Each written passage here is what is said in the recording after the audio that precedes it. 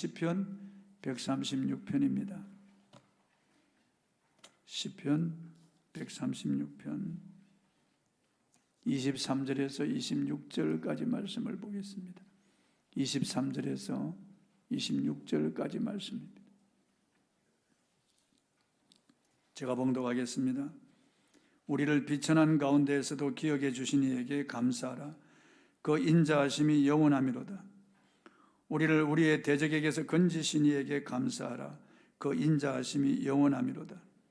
모든 육체에게 먹을 것을 주신 이에게 감사하라. 그 인자하심이 영원하미로다. 하늘의 하나님께 감사하라. 그 인자하심이 영원하미로다. 아멘. 그 인자하심이 영원함이라, 이런 제목으로 오늘 말씀을 선포하겠습니다. 시편 136편은 시편 135편과 짝을 이루어서 이스라엘 백성들이 하나님의 전에서 하나님께 예배할 때 불렀던 그런 찬송시입니다. 저들은 이 찬송시를 하나님께 올리면서 온 마음으로 하나님께 감사하고 예물을 드리고 하나님을 송축하고 찬양을 드렸던 것입니다. 먼저 오늘 이 본문에 보면 하나님이 행하신 그 일로 인하여 하나님께 감사하라고 말씀하십니다. 본문 1절을 보겠습니다.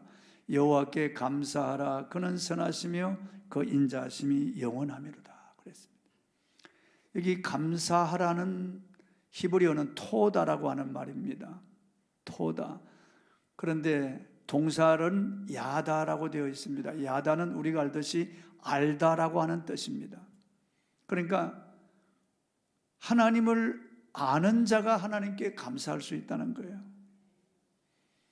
내가 얼마나 하나님으로부터 큰 복을 받았는가를 알 때 하나님께 감사할 수 있다는 거죠. 하나님을 아는 것만큼 하나님께 감사할 수 있고, 하나님을 깊이 알면 깊이 감사할 수 있다는 거죠. 하나님을 크신 하나님으로 알면 크게 감사할 수 있다는 거죠. 그래서 야다, 하나님을 아는 것만큼 감사한다는 거예요. 오늘 본문의 시편 136편 이 찬송시는 이스라엘 백성들이 하나님의 전에 들어가서 하나님께 예배할 때 사회자가 여호와께 감사하라 그러면은 백성들은 그 선하시고 인자하심이 영원하미로다 그렇게 후렴을 부르는 거예요. 이게 26절까지 되어 있는데 매 절마다 하나님께 감사하라고 권하고 감사할 이유가 쭉 나옵니다. 그래서 사회자와 회중들이 하나님께 감사하라. 그 인자하심이 무엇 때문에 그 인자하심이 영원함이라 그렇게 하나님 앞에 이 찬송을 올려드리며 감사하였던 것입니다. 여기서 인자하심은 헤세드인데 우리 교회 인애하고 같은 뜻입니다. 같은 뜻이에요. 히브리어 헤세드는 구약 전체에 약 245회가량 나오는데 시편에만 127회 나오고 있습니다. 유대인들은 헤세드를 제한 없이 자유롭게 흘러가는 하나님의 사랑이라고 정의했습니다.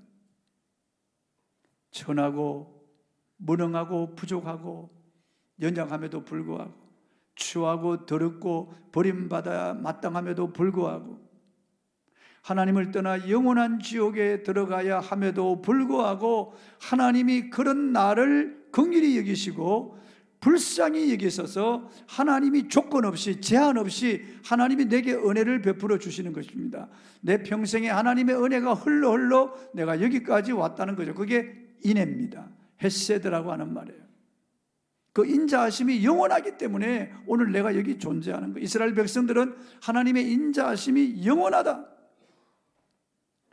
허물과 죄로 죽었던 우리를 살리시고 아직도 허물투성임에도 불구하고 하나님께서 그 인자하심, 하나님이 나를 향한 그 동정심과 사랑이 영원하다는 거예요.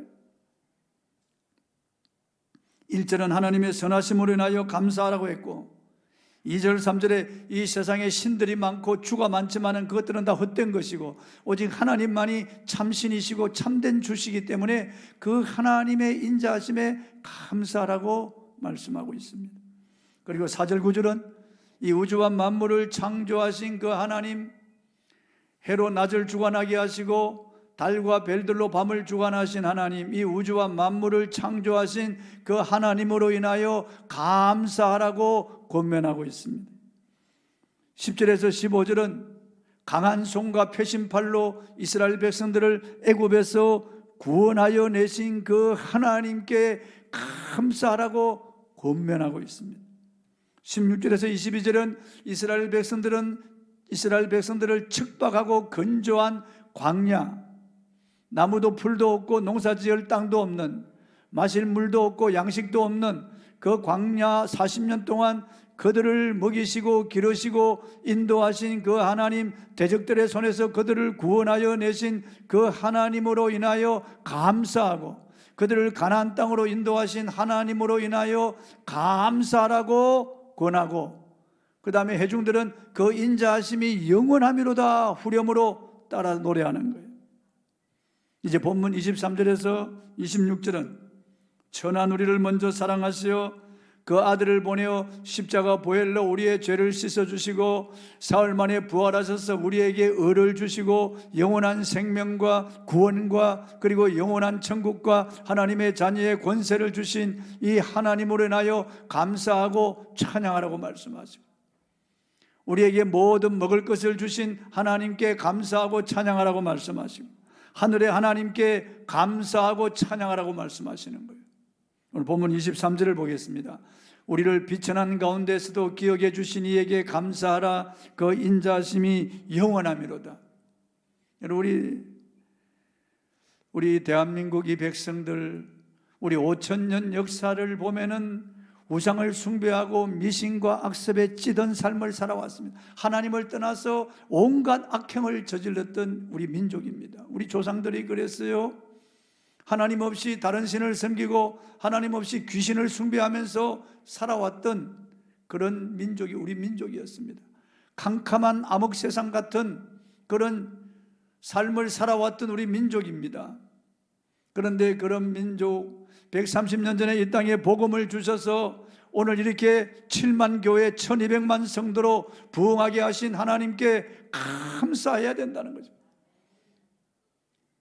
하나님이 내가 무엇이 좋아서 나를 택하여 주셨는지 알 수 없습니다.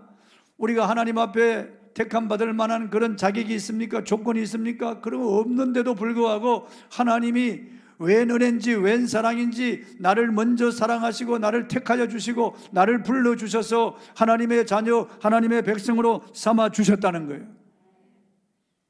지금도 인도나 네팔 같은 데 가면 힌두교 우상을 숭배합니다. 거의 많은 백성들이 3억이나 되는 그 신을 숭배하는 거예요. 그 신 앞에 제물을 드리고 피를 흘리고 그리고 그 우상들 앞에 가서 음식을 바치고 절을 하고 복을 달라고 비는 거 보면 너무너무 불쌍하고 가련하지 않을 수가 없습니다. 이 동남아도 마찬가지예요. 베트남이나 태국이나 캄보디아나 라오스나 미얀마 그리고 또 스리랑카 같은 이런 불교를 국교로 섬기는 나라들이에요. 가서 보면은 전부 절간이고 부처 신상들, 부처상들이고 그리고 뱀들 이런 것들을 숭배하는 거예요. 얼마나 불쌍하고 가련한지 알 수 없습니다. 가난에 찌든 삶을 살고 이 미신 악법에 마귀에게 속아서 살아가는 저들, 길거리에서 태어나서 길거리에서 죽는 저들을 보면서 정말 불쌍하기도 하고 우리는 감사하죠. 우리는 130년에 선교사들이 복음을 전해주셔서 이 민족이 개화되고 이렇게 많은 교회가 세워지고 곳곳마다 예배당이 세워져서 하나님을 찬양하고 경배하지 않습니까? 교회가 부흥되면서 우리 이 민족도 부흥이 된 거예요. 이 민족도 이렇게 잘 살게 된 거예요. 일제 36년 압박 속에서 고통당하다가 외세에 의해서 우리가 해방되고 난 뒤에 서로 싸우다가 동족 전쟁이 일어나서 이 땅은 그야말로 강산이 초토화되어 버리고 말았죠. 모든 기관 산업과 시설이 다 파괴되고 모든 산은 포탄 맞아 불타가 벌거숭이 산이 되어버렸습니다. 한강이 하나밖에 없던 다리마저 다 끊어져 버리고 그야말로 이 땅은 거지 나라가 되었어요. 그때 우리나라 국민소득이 1인당 국민소득이 50불, 그때 필리핀의 국민소득이 700불, 동남아에서 가장 잘 사는 나라였습니다. 그 필리핀이 우리나라 장춘체육관을 지어준 거예요. 그들이 설계하고 그들이 모든 그 기구들을 가지고 와서 장춘체육관을 세워주었던 거예요. 그렇게 우리는 가난하고 못 살았던 그런 민족이 천한 그런 백성들이었는데 하나님이 이 민족을 이렇게 사랑해 주셔서 오늘 있게 하신 것입니다. 할렐루야. 얼마나 감사합니까? 이건 전적인 하나님의 은혜라고 하는 겁니다. 알지 못하는 가운데 제한 없이 흘러가는 하나님의 은혜 헤세드가 우리에게 임한 것이에요.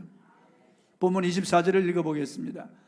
우리를 우리의 대적에게서 건지신 이에게 감사하라. 그 인자하심이 영원하미로다. 과거에 우리는 마귀가 끄는 대로 살아왔어요. 하나님을 알지 못하고 우리는 자행자제하며 살아왔습니다. 내가 주인이 되어서 내 마음대로 살아온 결과가 얼마나 끔찍한지 알 수 없습니다. 마귀가 시키는 대로 우리는 온갖 죄를 저지르며 살아왔던 그런 사람들이었습니다. 그런데 하나님께서 이 대적 마귀로부터 우리를 구원해 주신 거예요. 예수님이 십자가로 원수 마귀의 머리를 깨뜨리고 부활하셔서 우리를 해방시켜 주신 거예요. 자유하게 하신 거예요. 우리는 율법 아래 있지 않고 은혜 아래 있게 된 것입니다. 우리는 이제 마귀의 백성이 아니고 하나님의 자녀가 된 것이에요. 우리는 구원받은 예수 그리스도의 백성이 된 것이에요.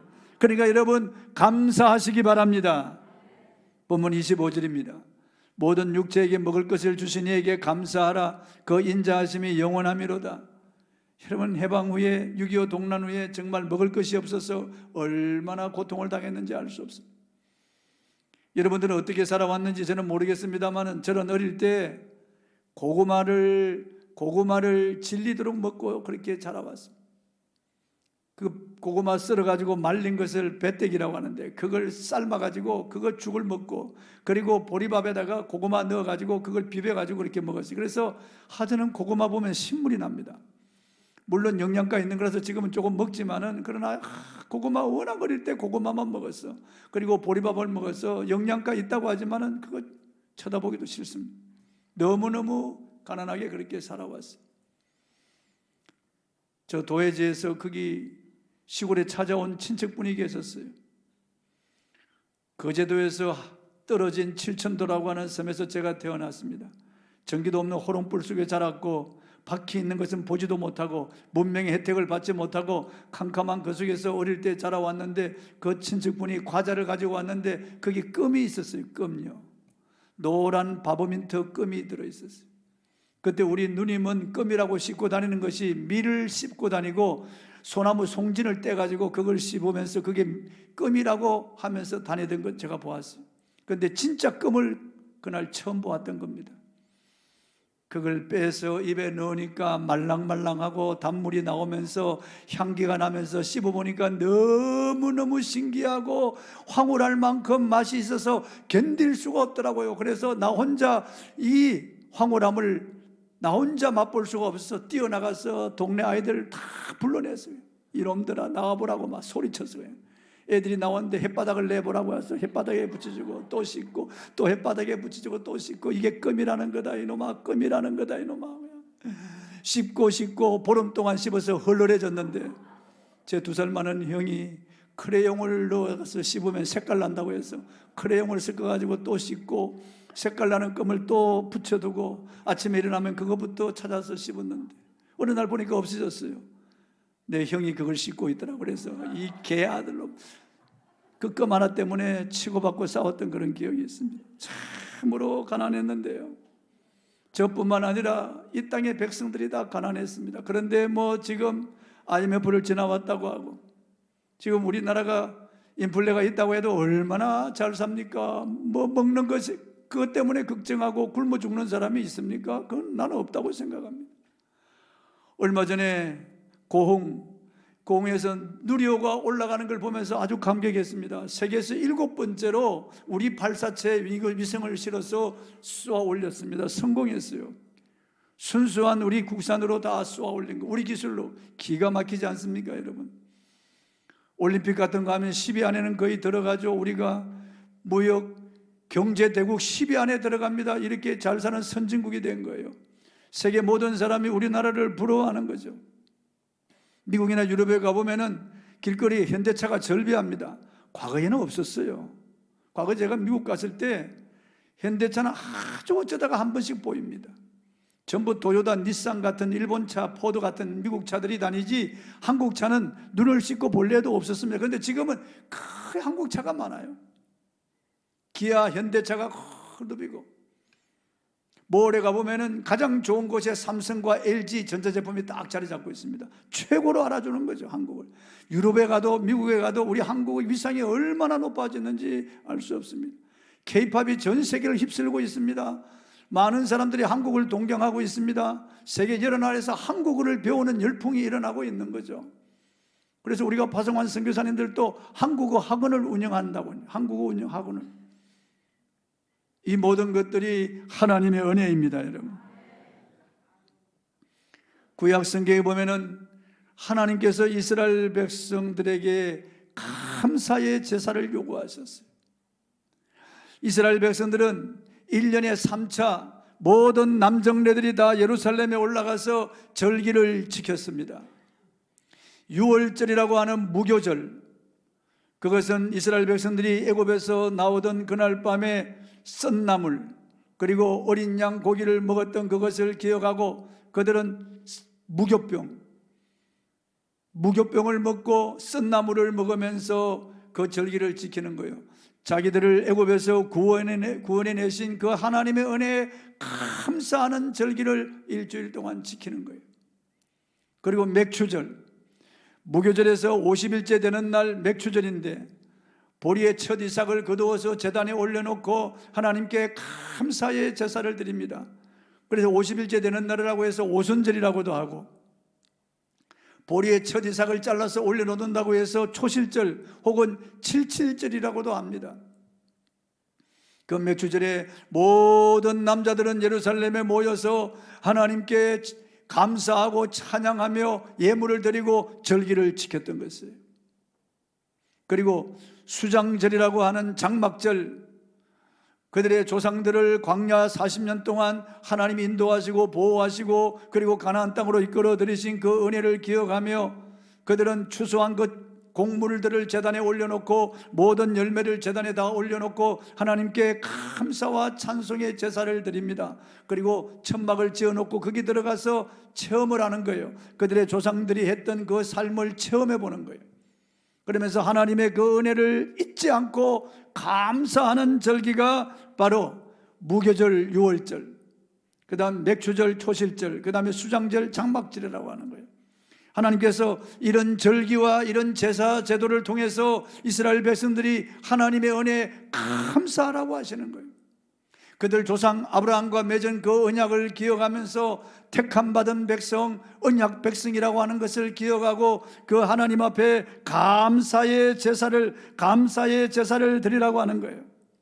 그 이스라엘 백성들은 감사함으로 성전에 들어가서 감사의 제사를 드렸습니다. 그들은 전 국민이 모여서 거국적으로 전 민족적으로 하나님 앞에 감사하며 영광을 돌렸습니다. 그러면서 다시 한번 감사를 상기하고 감사를 회복하는 거예요. 하나님의 이름에 합당한 감사를 드렸습니다. 구약의 하나님은 감사가 하나님을 영화롭게 하는 최고의 제사라고 했습니다.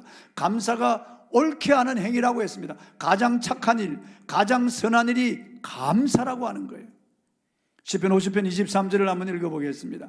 감사로 제사를 드리는 자가 나를 영화롭게 하나니 그의 행위를 옳게 하는 자에게 내가 하나님의 구원을 보리라. 감사로 제사를 드린 자가 하나님을 영화롭게 하는 거예요. 하나님을 영화롭게 하는 그 일이 바로 감사라는 거예요. 마음으로 감사, 입술로 감사, 예물로 감사, 예배로 감사, 찬양으로 시로 하나님께 감사의 제사를 드리는 자가 하나님을 영화롭게 한다는 거예요. 여러분, 하나님을 영화롭게 하시기 바랍니다. 하나님을 영화롭게 하는 것이 바로 감사의 제사예요.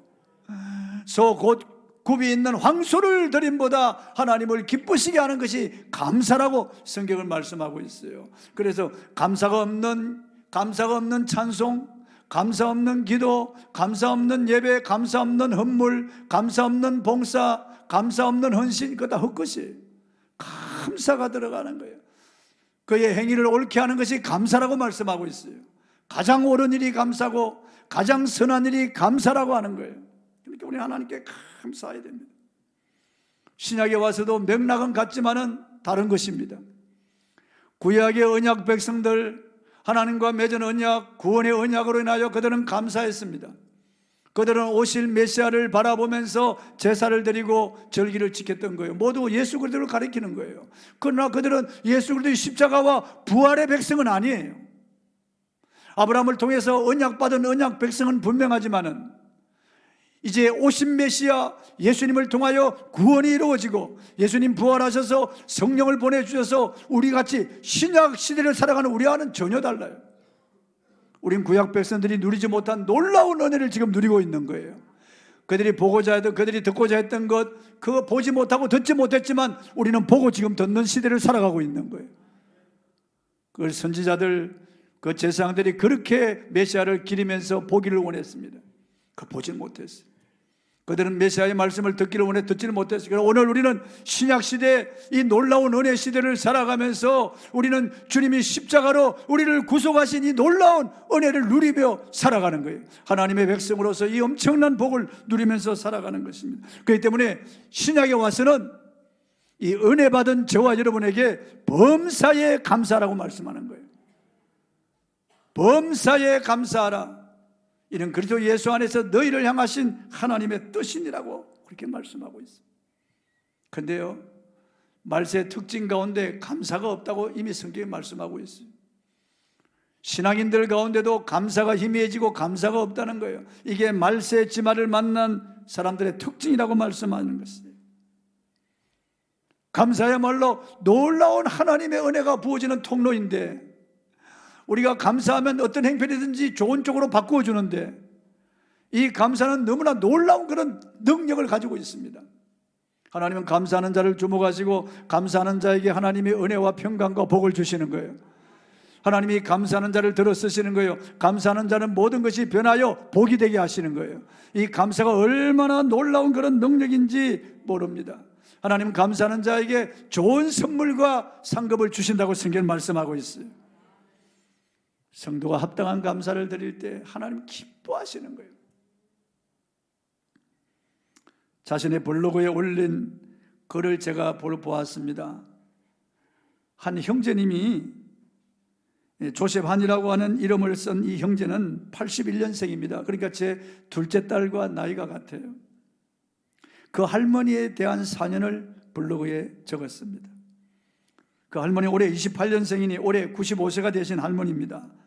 1945년 광복되던 해에 결혼해서 아들 둘을 낳았는데 큰아들은 어릴 때 죽었습니다. 48년도에 낳은 둘째 아들이 이 형제의 아버지였습니다. 6.25 동란 때 학교 선생님으로 근무하던 남편이 돌아가셨습니다. 그 후 아들 하나만을 키우며 가난하고 어려운 삶을 살아왔습니다. 그렇지만 할머니는 예수 믿고 범사에 감사하는 삶을 살며 늘 행복하셨다고 적었습니다. 이 형제는 너무 가난한 형편으로 인하여 중학교, 고등학교 때 방황하고 집을 뛰쳐나갔습니다.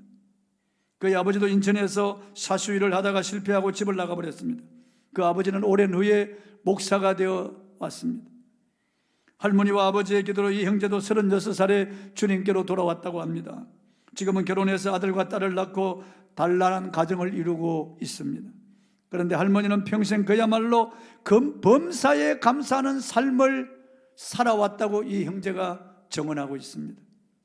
얼마나 감사한지 모른다. 반지하인데 곰팡이도 없고 집도 따뜻하니 하나님의 은혜이다. 얼마나 감사한지 모른다. 버스를 탔는데 버스 기사님이 얼마나 친절하게 대하는지 모른다. 얼마나 감사한지 모른다. 시장에서 뻥튀기를 샀는데 사장님이 덤으로 한 봉지를 더 주었단다. 얼마나 감사한지 모른다. 허리가 아팠는데 지금은 괜찮아졌단다.